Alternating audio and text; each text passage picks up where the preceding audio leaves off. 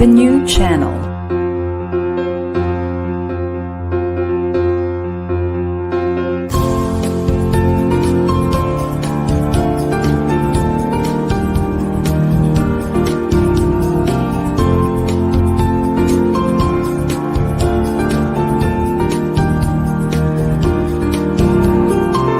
The new channel. Hashtag TNC Now.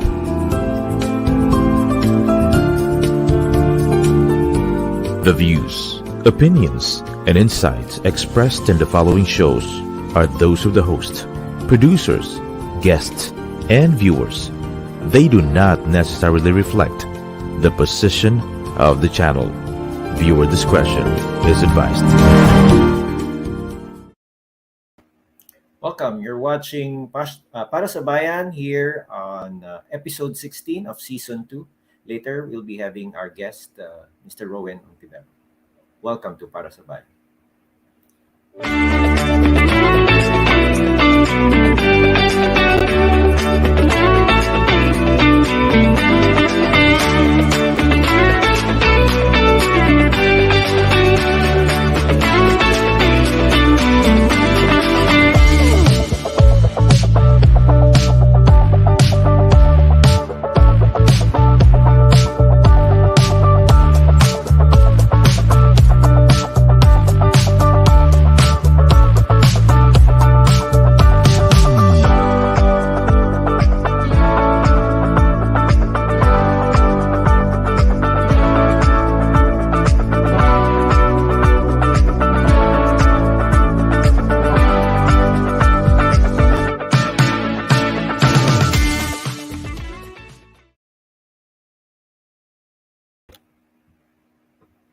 Welcome back to Para sa Bayan.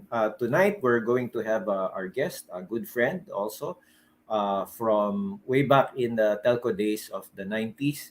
He's a 3-decade veteran of training, coaching, and consulting, and has served hundreds of companies in the Philippines and here in the Asia Pacific. So as part of partner and chief strategist, sales strategist of Mansmith and fielders of the Josiah Go team. Rowen has served as director of the boards of the ADBOARD, the PANA, the Philippine Marketing Association. He's also active in several of Mansmith-initiated foundations like the YMMA and MarkProf. Currently, Rowen is CEO of KinetX, chairman and CEO of KinetX, a technology company as well. So, without any further ado, we'd like to welcome Mr. Rowen Untivero. All right. Good evening. Good evening. Good evening, Rowen. Kasamang kabayang Nato. Okay, and mga manonood. Yeah. Good evening, everyone. So, here in Para sa Bayan, sabi ko nga earlier, we usually interview people who are in the public service or in the public sector. But every now and then, like last week, we interviewed Jason De La Rosa, who is also an advocate for the micro, small, and medium enterprises. The idea is really how do we move the country forward? I know you've been with telco, you've been with marketing, with advertising, training. So talagang you're in effect a generalist, no? Generalist, pero parang ang specialization is really sales training, and now technology. So, looking at what happened to COVID-19, diba? Parang if you observe it, itong three consecutive shows natin. The first one, we had during the opening of season 2, the Undersecretary for DICT, si Attorney Josel Batapa-Sige, who is really an advocate for ICT development. Then Jason with micro, small, and medium enterprises. I think next week we'll be having the Philippine Marketing Association as well. So itong first 4 episodes, nakafocus tayo sa technology. How do we revive the private sector? And itong pandemic, di ba, we felt it. Before, to do yung mga appointment scheduling sa embassy, sa DFA, it was, you really had to go there physically and everything. Now we have technology, and the good side of COVID-19 happening is na ano siya parang na-push natin forward yung way forward. Forcibly. In a way, di ba, Rowen? So, Yeah. first, siguro tell us more about yourself. Then later, we can go into paano nga ba? Paano nga ba natin i-move forward yung bayan or yung bansa using technology? Sige, boss. Yeah. Please tell us, siguro from the telco days. Yes, yes. Yes. Well, I'll date back a little from the telco days. No? So the love for things about technology began nung bata pa ako. You know, I had an uncle who left who migrated to the US, left me 5 sacks of books. No? Mga mahuhusay na author, no? Gene Roddenberry, Arthur Clarke, di ba? Isaac Asimov and all that. So I absorbed all of that back in high school secretly because I had a different image in high school. No? So basa-basa, basa-basa. I did not realize that would be. I even wrote short stories on science fiction that it will come full circle. And one day, although my background is really business, that I will come to fore with come full circle with technologies. No? Na mga iba, akala ko science fiction lang, yung pala pwede nang gawin. Meron na tayo. These are things that are now existing. So that started. Nung nasa telco, well, although mostly I was still in the commercial side, mikot ako, different upstream to downstream all the way to yung nagkasama tayo sa isang carrier, no? But I also went with the vendors where I was also exposed to different kinds of technologies. No? Now, technology by itself for me is one major factor. I've been in people development for 30 plus years, no? So, pag tiningnan mo, parang dati mentoring, training, all the way you have people becoming CEOs and all. But kulang paminsan, they say they're not equipped or kulang ng ano. So I wanted to fill in the gaps. And smack in between that are processes, no? The 3 transformation pillars, di ba? People, processes, and technology. Okay. So yun yung aking romance with with technology. Okay, so that's how I got. And then right now I have a full team, very very competent, very very proud of what the different backgrounds they're coming from, and very holistic yung approach namin in terms of solving whether it's private sector or the public sector. Speaking about your image nung high school siguro or college, no? I think you were very athletic at that time. Tama? It was more medyo pilyo ako at the time. Yun ang Okay, tamang. okay. Parang ako din. All right. So, No, I was into sports as well. Pero so closet nerd ka, parang ganon. Yon, exactly. I hid it. I hid it para kasi hindi siya aligned kumbaga sa branding there was dissonance, di ba? Oo, so well, and then 'di ba, so telco and then training, yung processes, and then now that led you to, I think, right now you're more into hindi na dun sa technology commercialization but rather on really kumbaga the hard stuff or Yeah. the real technology stuff. When you say dati science fiction, no? I remember the time when sana makapagpadala tayo ng documents na through the phone. Wala pang fax kasi noon. Telegrama pa lang.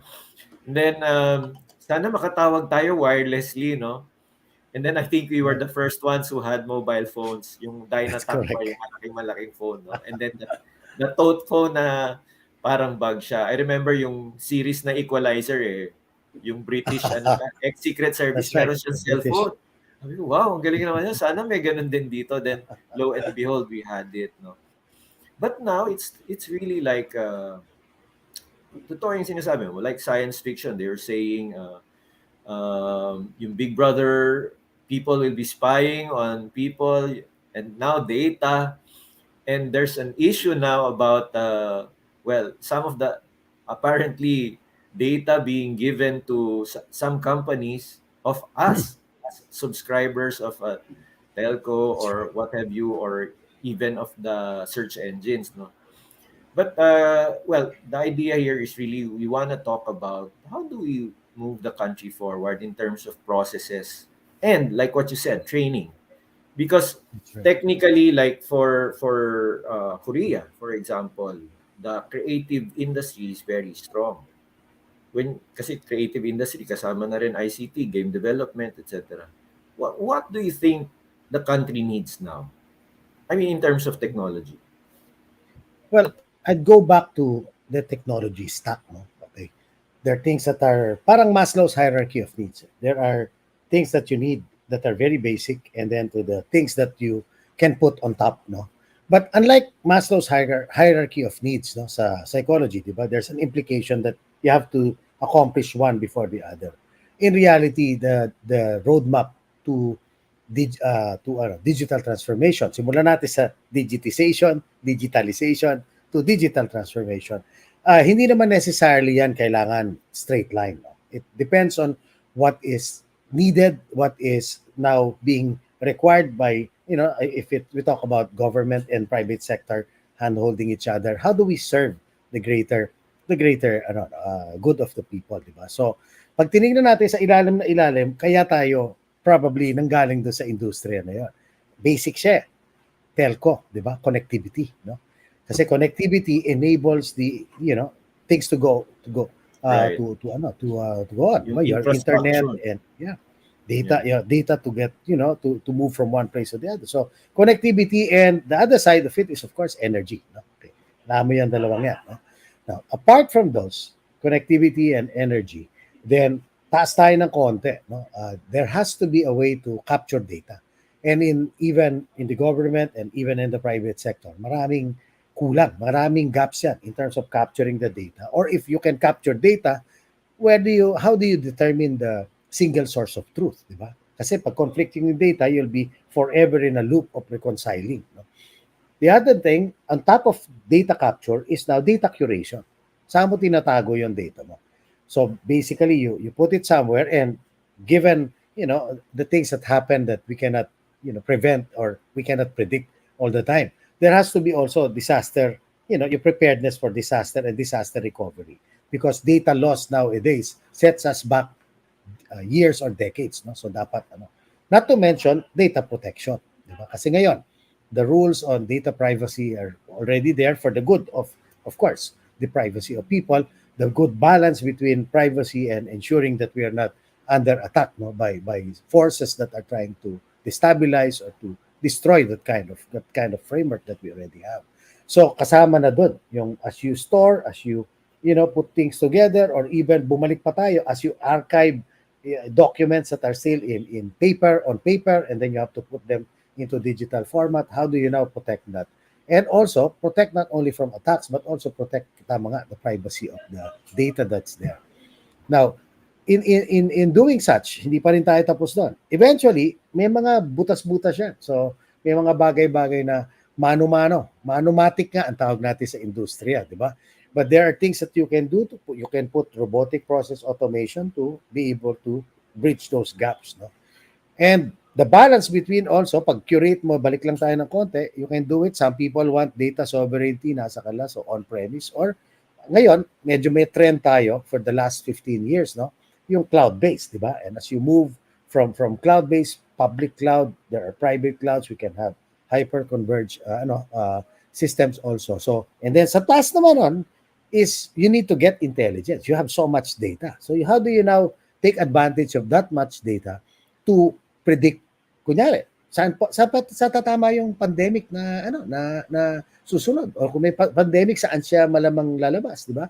Or kung meron tayong shortages of certain things, how do you predict inventories of critical items? No? So yun naman, may business intelligence ka, may dashboarding ka, pero on top of that is, I think sa ngayon, that's the ultimate, is you have some kind of artificial intelligence and deep machine learning in particular na nag-a-analyze na on its own, because there are so many variables involved, is able to churn out, and maybe even meron nga akong isang buong gobyerno to, no, sa Middle East, ang nagpapatakbo hand by people and processes is artificial intelligence, di ba?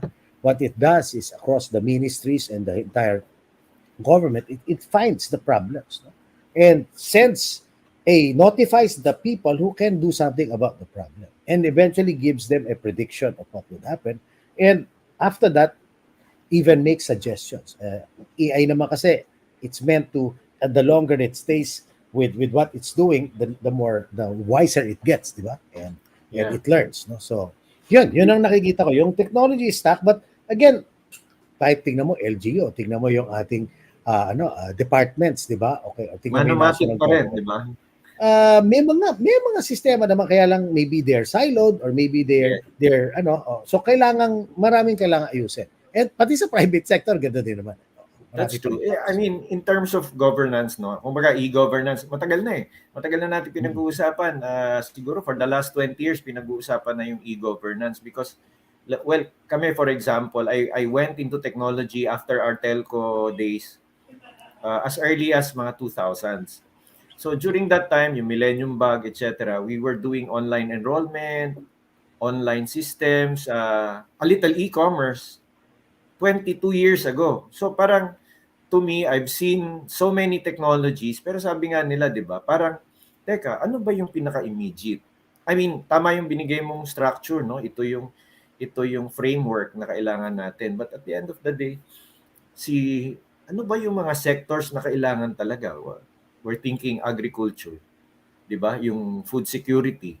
We're thinking how does government really try to optimize yung operations niya on a day-to-day basis. Tama rin yung sabi mo about disaster resilience and yung predicting, kasi obviously alam naman natin yung mga accident or yung mga hazard maps, may mga hazard maps na, plus of course if you layer all of those things, we can actually predict within the next 5 years what's going to happen. And AI and machine learning is really learning. Di ba? May isang ang kwento eh. Yung isang lalaki, iniwan niya yung cellphone niya, tapos playing Spanish music. Lo and behold, within a few days, mga 3 days forward, he was already receiving ads na mga in Spanish. And di ba, mapapansin mo yan, minsan tayo, pagka alam nila na pe-predict ito, tapos yung mga finifeed sa, well, ayok din naman yung sites, no? But it's basically, they're already learning what we're thinking. And, so when we ask the questions for Para sa Bayan, talagang parang, ano ba yung priority? Ano ba yung top 5, more or less, in your mind? Ano ba yung top 5 priorities or directions that we should move forward towards? Given yung, di ba, andyan yung private sector technologies, and then also aligning the need with the technology. Kasi give suggestions na ito yung technology na appropriate. But think of it, yung need. Ano ba yung top 5 na sa tingin mo we really need to bring in technology to move the country forward? What do you think? Yeah. Well, not to preempt whatever the newly elected government is thinking, di ba? Siyempre, I may not have access to the wisdom that they have, no? But coming from what I see from the technology end and the business end, which is more importantly, that ano yung nakikita natin sa nangyayari on the ground, I would think, not in any particular order, no? Pero siyempre, siguro, kung titignan ko from the point of view of serving our citizens, no, things like, for example, yung safety, yung to have safer environments, di ba?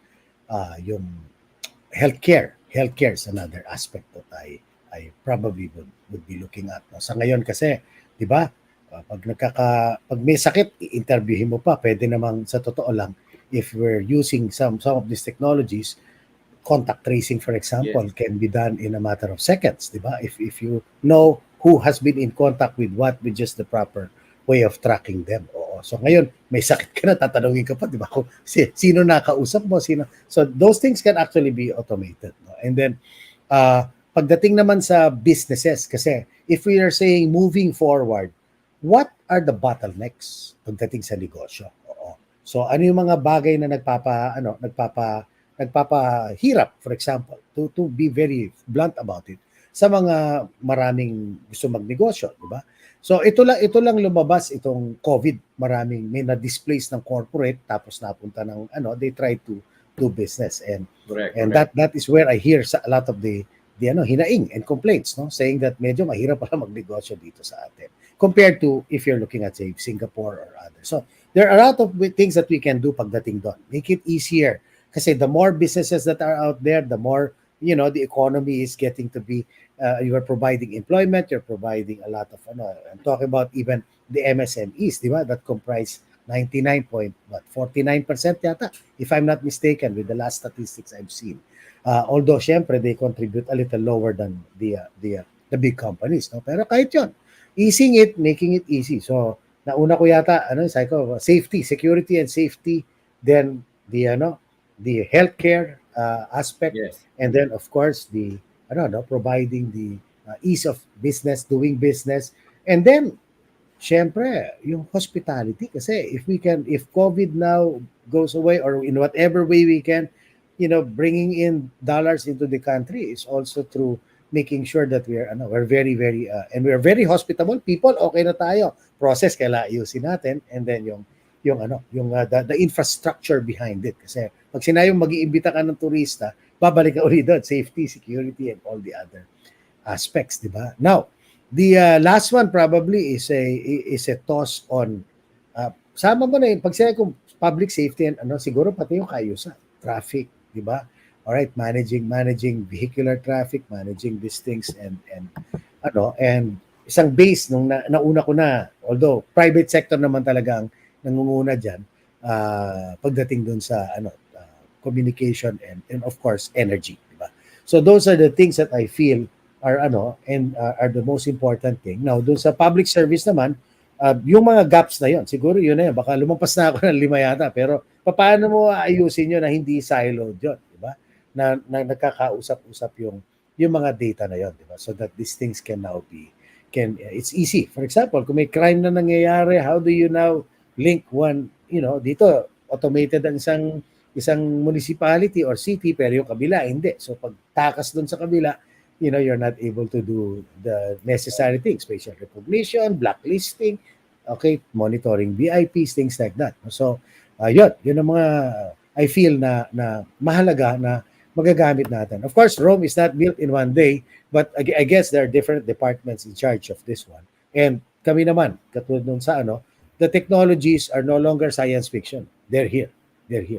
And it's just a matter of blueprinting it, looking at, collaborating on roadmaps, paano ba gagawin, and then the technologies can now come in. So, and hand in hand with the direction, with the vision and the direction of the government, okay, and the private sector. When you say energy, sabihin ito yung source of power for powering up this entire thing, no? Kasi at the end of the day, it will really involve a lot of power generation, and also going into, for example, transport or clean or green transport. Yan, kasama yan sa technology, di ba? So we're going into hybrid cars, etc., etc. In fact, ang difference, di ba? Imagine mo magkotse ka, parang 80 pesos a liter versus mag-electric vehicle ka na 70 centavos per kilometer.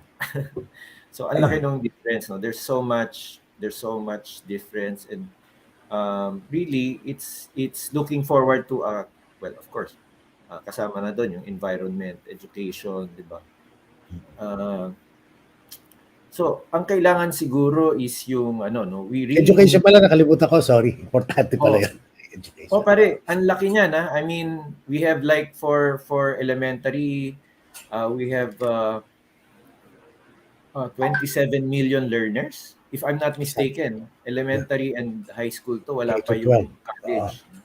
So imagine yung ginawa ng time nila Prof. Liling, tsaka nila Alain, nila Yusek Alain at the time na na nag-COVID. Tapos online learning, and then yung iba naka-walkie-talkie, no? I mean, di ba, that's part of resilience din, no? This might not be, pare, di ba? This might not be the only pandemic that's going to come. There might be more in the future, di ba? Yeah. This was Or just siguro, we don't know, di ba? So anyways, yeah. I think ang ganda ng mga discussion mo, sir, ano? You discussed education, you discussed processes, you discussed the different technologies, also power.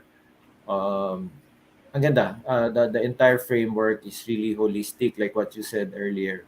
Now, what we will do now, we will have a short break, and then we will come back. We will discuss more on the technology also. Paano ba yung ordinaryong Pilipino or yung kasi ngayon ang nangyayari yung masses, of course, there are the platforms, there are the social media platforms. Masyadong maiksi, di ba? So there are the platforms like, for example, sabihin ko na, yung TikTok. Ang nangyayari, very short siya.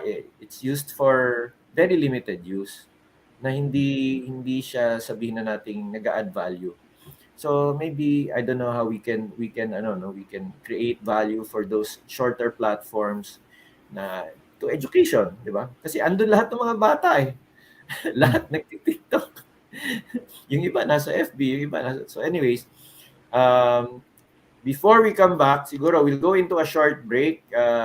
Then we'll discuss a little more on how we really can add value, no? Itong mga providers, itong mga vendors, how they can really add value to not just government but the ordinary masses, like how it's going to be done, how we can transition people to have platforms for, di ba, yung positive values naman, yung affirmative and progressive values. So with that, Rowen, we'll do a short break right now. We'll come back in a few minutes and we'll restart again for Para sa Bayan. So viewers, thank you. See you later. We'll just have a short break. Thank you.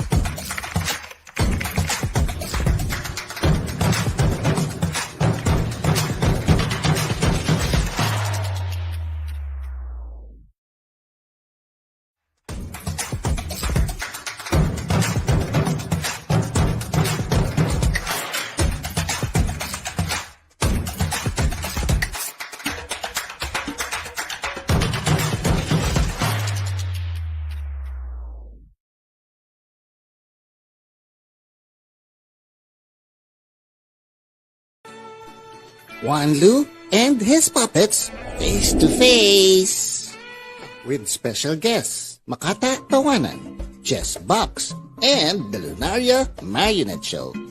Alam mo, Nicolò, kung wala ako, hindi ka magsasalita. Alam mo, Tito Anlo, kung wala ako, nagsasalita ka nag-isa.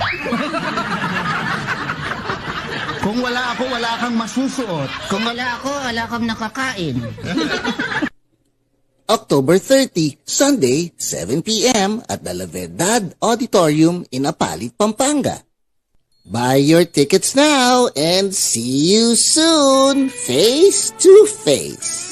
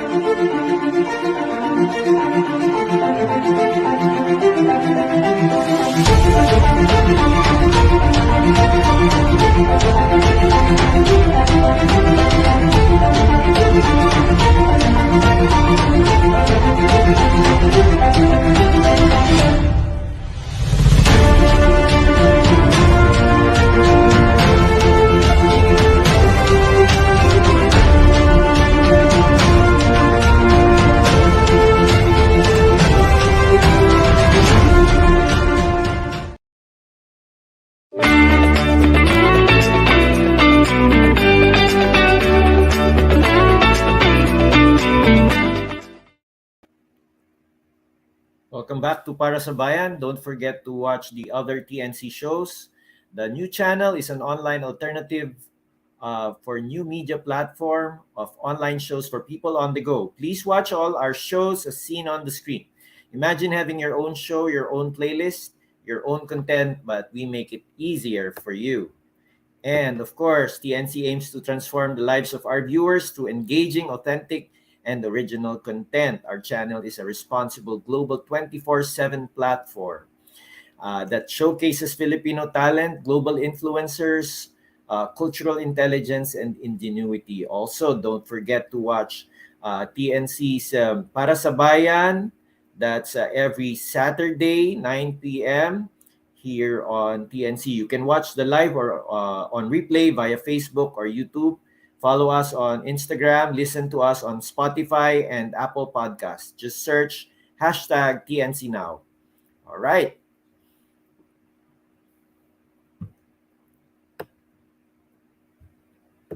Welcome back. So we'd like to bring in our guest, Mr. Rowen Untivero, back on the screen. Hi. Good evening once again. Good evening. Nato and everybody watching. Yeah.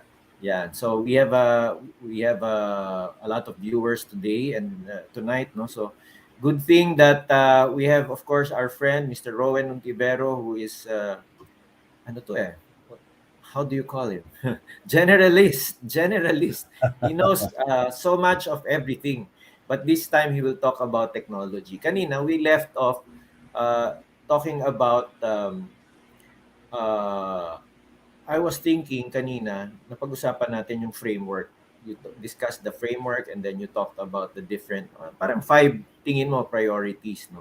Yeah. Now, I'd like to ask you now, for example, to given your parang experience as a whole, not just technology, pati sa telco, pati sa what do you think? What do you think the country needs in terms of really ito hindi lang technology boss I mean ano ba yung mga basics? What do we need to unlearn? What do we need to relearn? Ito we will pick your training brains.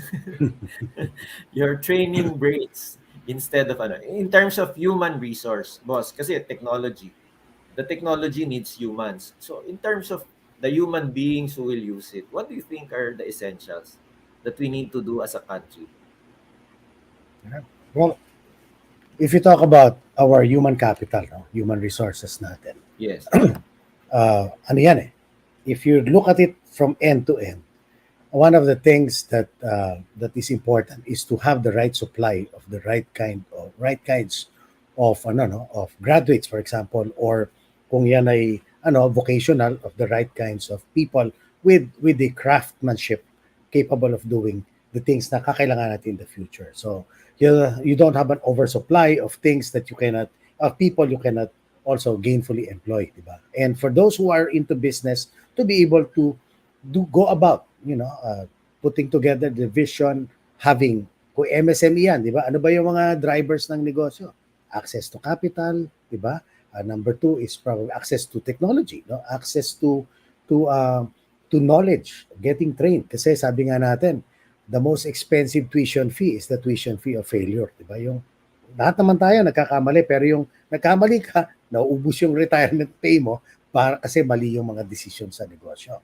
So, just to put that together, a lot of people look at businesses and just, larga na lang, diretso na, no? And bahala na. But in reality, there is a science to doing things, no? And there are people who are, consultants also that can help to make sure, sabi nga nila yun yung binabayaran mo na parang Tuition fee. enrollment fee mo to make sure that you're not going to be failing just aimlessly, no? So now the other thing is yung pagdating naman enablements talaga. So sabi natin so bumalik tayo sa una, human resource, no? So education, punta tayo sa education.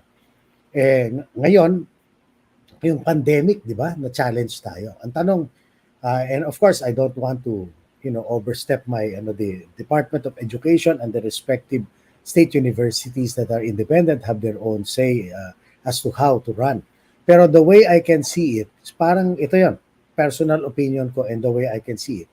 Parang dati, kumbaga sa naglalakad ka, tapos biglang nagkaroon ng sasakyan. Tapos biglang nagkaroon ng telepono, di ba? Okay.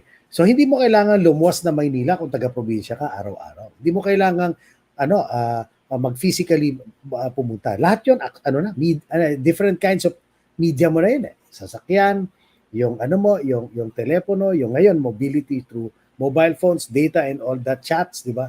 So that allows us now yung katulad ng collaboration tools, no? At itong ginagamit natin ngayon, di ba? All right.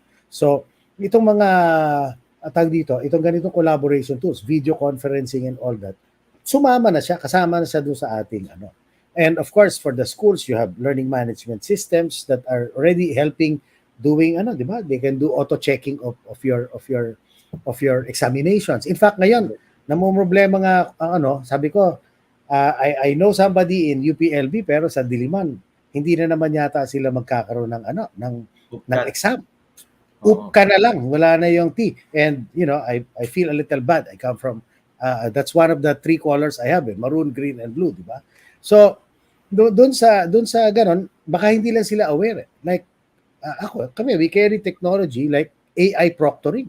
The AI can proctor the exam and can be able to know if the student is cheating or not cheating. It can block your browser. It can provide you tell you to keep your eyes on the screen because it's giving you a truthfulness index. So maraming bagay na actually pwede nang gawin. Hindi na siya kailangang lahat physically pupunta ka o or mano-mano.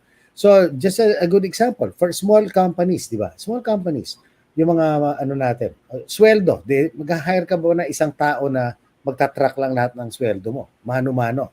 Samantalang that thing can be automated.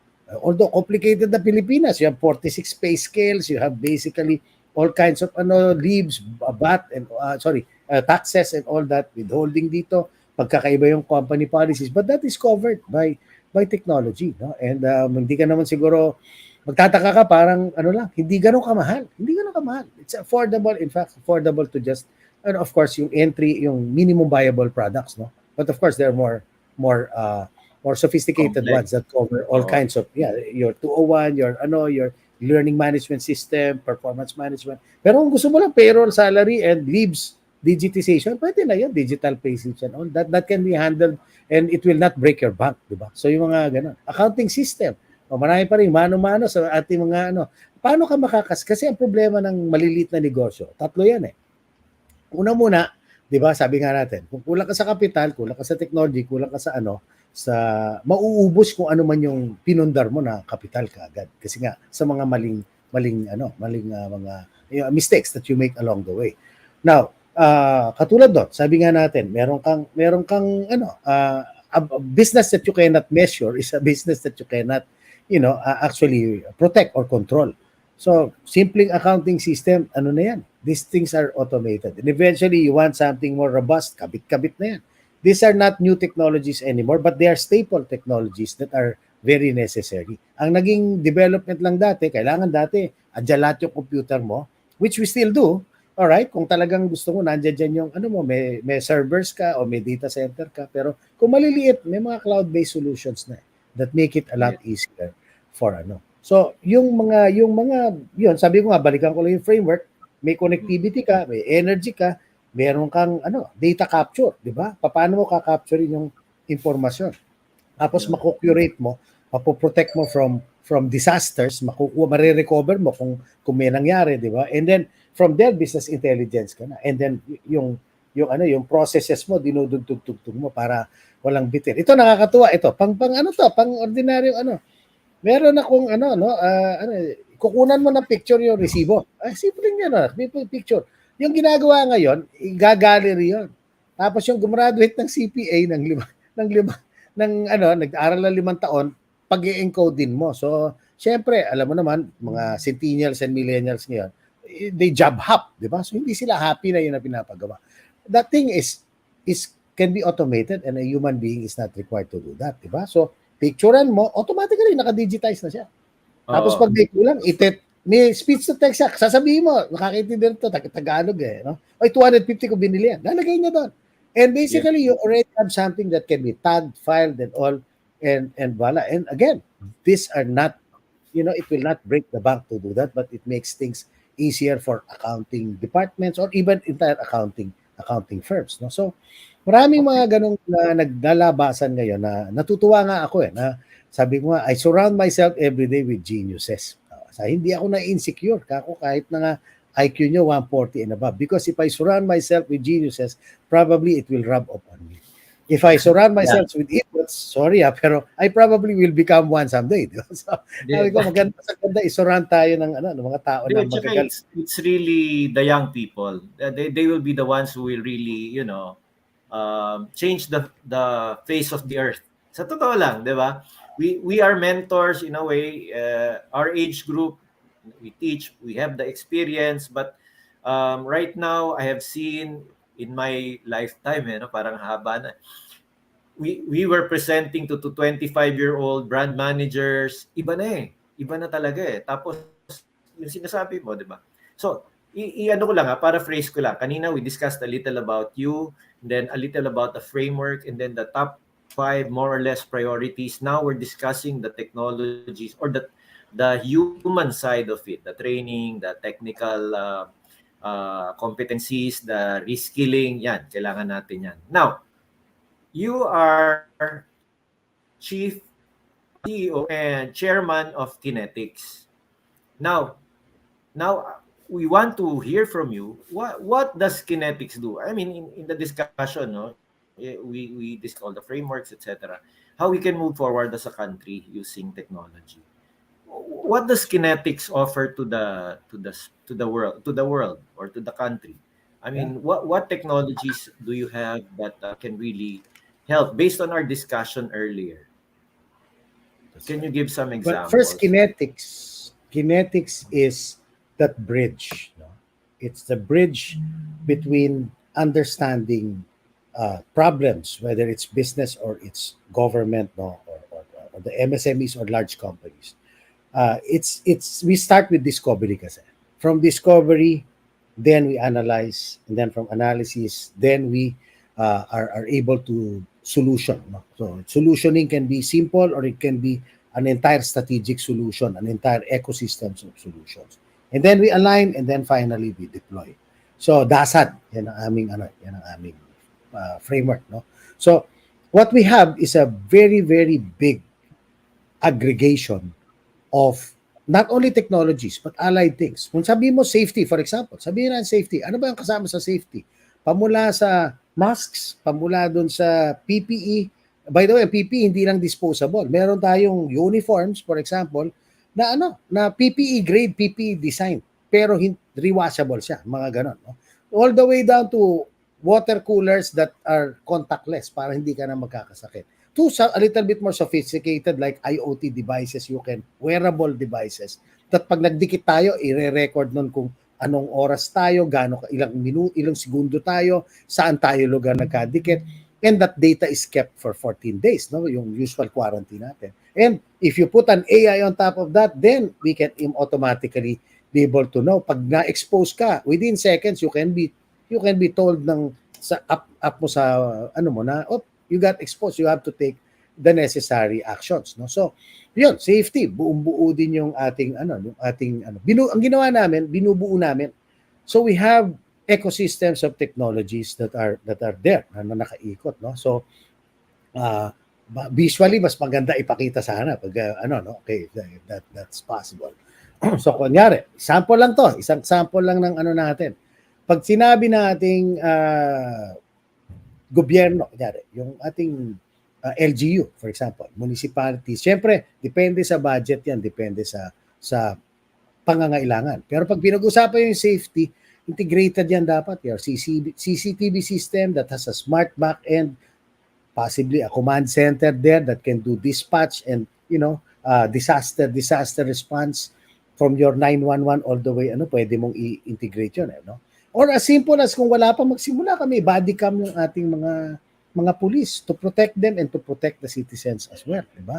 And eventually, if you're more sophisticated, you can have poles, di ba? Smart poles that basically, andyan yung Wi-Fi, pag merong pwede mo nang pindutin. You can flash, yes, you can show it. So, transport, di ba? Or you can have, merong pumasok na hindi kagandang, tag dito. Pwede mong i-monitor, di ba? Okay, nakikita mo. So, yan. You can go to the next couple of pages. Diretso na tayo dun sa LG yan. These are things. Yan, mabalikan ko yan. Education yan. Siguro, go on siguro a few more slides. And basically, yung may mga bus, may mga kotse, gano'n. Okay. So, pag nakita mo yung yan, healthcare yan. Sige, yung next pa natin. Konti. Medyo, yan. O yan, that one. So, I'll not detail this, pero kunyari, yung building na yan, may command center. Ando doon, nakikita nila kung ano nangyayari sa You can probably have the CCTV systems that are all over are integrated. Hindi sila, di ba? So, malalaman mo, pwede mo matrace saan nagpunta. Merong salarin, merong nang hold up, di ba? And then, may facial recognition. Tapos, merong karing, mga, pwedeng lagyan kasi yan merong software sa likod na parang AI na alam niya.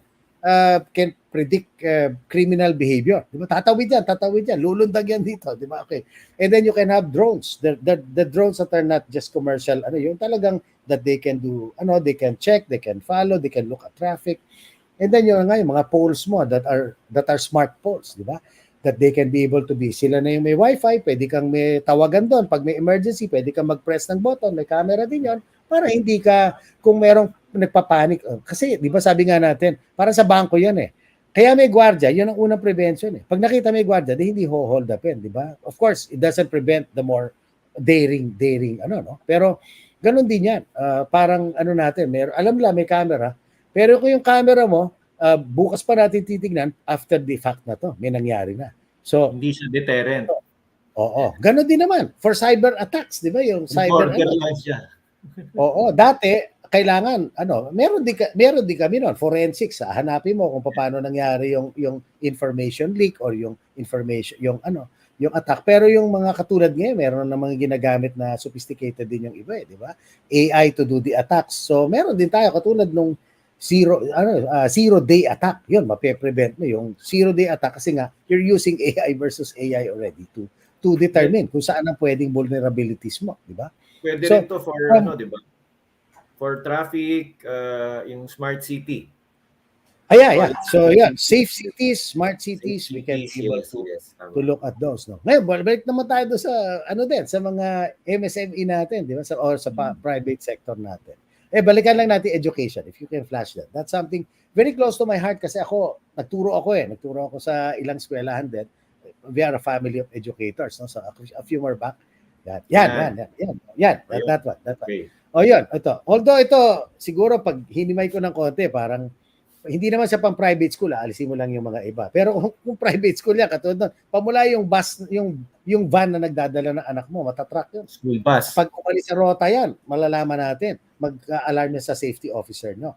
Na nawawala o nasaan na, o reckless yung driver, or kailan papalitan yung gulong ng sasakyan na yan, napipredict na yung mga ganong bagay. Entry, exit, lahat. Pagmula pagpasok mo ng elevator, gate, elevator, Or gusto mo, pag nasa eskwela yung anak mo, facial recognition, automatically linked to a reporting system. Para yung parents, alam niya na dumating na yung anak niya sa eskwelahan. Safe yung anak. Tapos the rest, nasa taas dyan, puro safety na yan. Masks and all that, no? Pero ito, nakakatuwa ito. Kung gusto natin talaga mag-hybrid.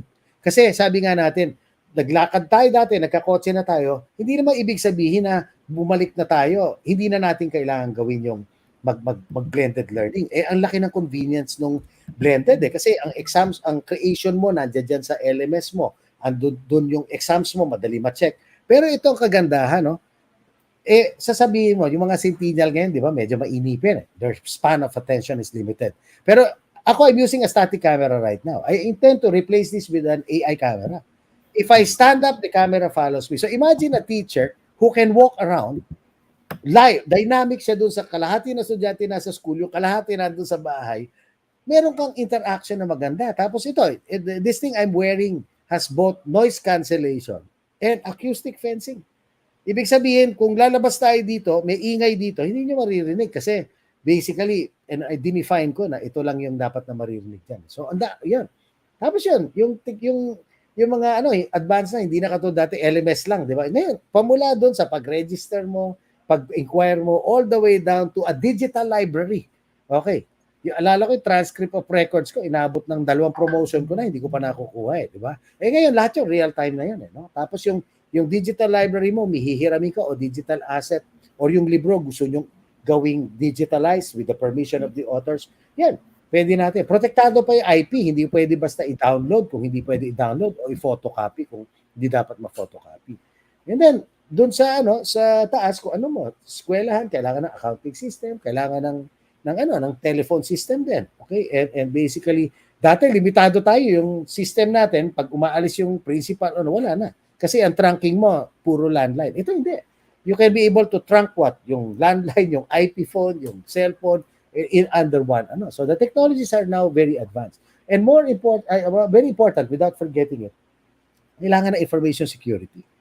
Yung data ng mga bata, yung parents, yung dapat very strict ng ating data privacy rules, di ba? So dapat maprotektahan yan from your endpoint users, di ba, all the way to yung endpoint solutions mo to the next generation firewall na kailangan. And a lot of the things, if you're using cloud, mga information, whether cyber or the entire back end of the system. So, holistic. So, what KinetX does, as an example, this is just one example. We are catering to education, to corporate, to, yung corporate, malaki-laki yan. Yan, medyo ginubuo natin. Yan, safety yan. That's just safety, security. So, it's a total solution so that para hindi tayo nagtutulak. We don't really push brands kasi we carry maybe 5-6 brands of the same kind. But what we do is we solve ano yung problema nyo at ano yung kailangan natin gawin. And then tsaka natin titingnan ano yung appropriate na technology for you. Kasi may sweet spot naman lahat yan. So yun, that's what KinetX does. We are an aggregator and a systems integrator of technologies. Parang isang malaking B2B supermarket. Malaking supermarket, pero imbis na magtulak, welcome, consultancy muna tayo, pag-usapan natin ano yung kailangan nyo. Because ang motto nga namin, we don't sell, we are here to help solve problems. So, thank you for the for the slides. I think I think full circle naman tayo. When we had the discussion earlier, we tried to understand, of course, where it all came from. Ayan, yan ang contact numbers nila and emails. Baka pwede nating i-flash yung email ni Rowen and also the contact sure. number. And then, ganito, gawin natin is like, well, we have about 3 minutes before we end the show. Sayang, Rowen? Sabi ko sa'yo, 1 hour is so short. We want to discuss some more. Alam mo, this country needs so much. Maybe you are from different political fences, and yet also some of us are in the micro, small, medium enterprises. So we're doing a lot of things also to really help the country. In fact, lalo na yung mga associations, di ba? We all came from there. So, with that, siguro I'll ask you, Rowen, what would be your message to our countrymen? Kumbaga, paano ba tayo as a team, as Team Filipinas, no? Parang basketball. As Team Filipinas, how will we move forward? How can we, kumbaga, it can be any government, but at the end of the day, the problems are the same. Poverty is there. We have food security issues. We have disaster issues. We have so many issues. Our children are suffering from mental health issues. So many things, and yet there is this possibility that we can use technology to really solve these problems in a better way. Sabihin na natin in a much better way because of technology. It's assisted, and also it adds value. No, it saves us time. It gives us the efficiencies that we need. Diba? So, what's your message for the Filipino people dito sa Para sa Bayan? Ang message ko galing dun sa pinapanood ko ng bata ako, tawag ng Sesame Street. In the same accent that they said, cooperation. Diba? So, ibig sabihin, mag-usap-usap, okay, kami, bukas ang namin, loob, bukas ang palad at loob na makipag-ugnayan, makita natin ano yung problema, ano talaga yung mga problema, anong priorities, follow the navigation of the people steering it. But we're there also to support. So, private sector and government side, and ako, pagtapos na ng eleksyon, personally kasi, pagtapos ng eleksyon, let's set aside our differences. Yun ang appeal ko sana sa kapwa Pilipino. Ano na natin? Nation building tayo. Okay, so let's not forget about, and of course, siguro on the 5th year, tsaka nyo na problemahin ulit yung next term. Diba? Pero sa ngayon, magtulungan tayo. And kami naman, when I say kami naman, I also am very networked with the rest of the private sector, big companies and small companies, as I do a lot of training and consulting.